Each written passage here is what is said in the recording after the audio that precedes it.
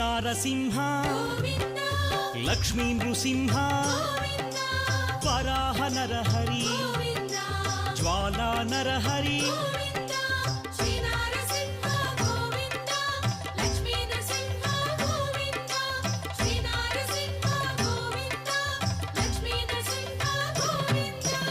ఆపద్బాంధవ అనాథ రక్షక ప్రహ్లాద వరద పావనమూర్తి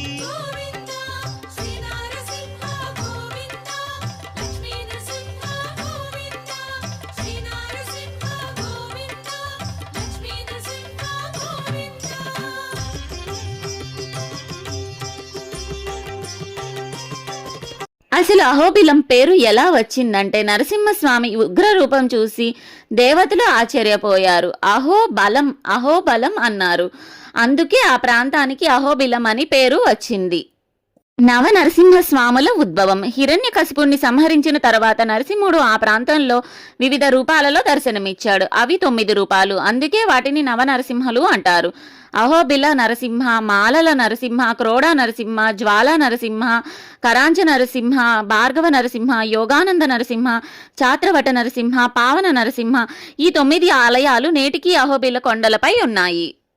ఇలా భక్తుల కోసం 9 రూపాలలో దర్శనమిచ్చాడు. ప్రతి రూపానికి ఒక ప్రత్యేక కథ ఉంది. అహోబిల నరసింహ ఇది ప్రధాన ఆలయం. ఇక్కడ నరసింహుడు ఉగ్ర రూపంలో హిరణ్యకశిపుణ్ణి సంహరించిన స్థలంగా భావిస్తారు. మలోల నరసింహ, మా అంటే లక్ష్మీదేవి, లోలా అంటే ప్రియమైన వాడు. ఇక్కడ లక్ష్మీ సమేత శాంత స్వరూపంలో నరసింహస్వామి దర్శనమిస్తాడు. క్రోడ నరసింహ ఈ రూపంలో నరసింహుడు వరాహస్వామి పోలికలతో ఉంటాడు. భక్తుల పాపాలను తొలగిస్తాడని నమ్మకం.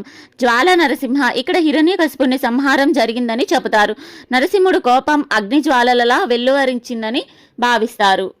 కరాంజ నరసింహ ఈ ఆలయం ఒక కరాంజి చెట్టు కింద ఏర్పడింది. భక్తులకు రక్షణ కల్పించే స్వామి అని విశ్వాసం.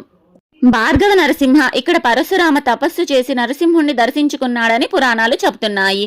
యోగానంద నరసింహ హిరణ్యకశిపుని సంహారం తర్వాత నరసింహుడు ప్రహ్లాదునికి యోగ విద్య బోధించిన స్థలమని చెబుతారు. చాత్రవట నరసింహ ఇక్కడ నరసింహుడు ఒక పెద్ద వటవృక్షం అంటే బనియన్ చెట్టు క్రింద దర్శనమిస్తాడు.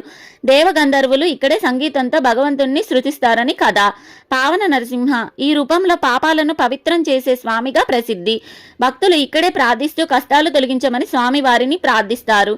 ఈ 9 ఆలయాలు కలిసి దర్శిస్తే పూర్తి నవ నరసింహ దర్శనం అయినట్లని భావిస్తారు.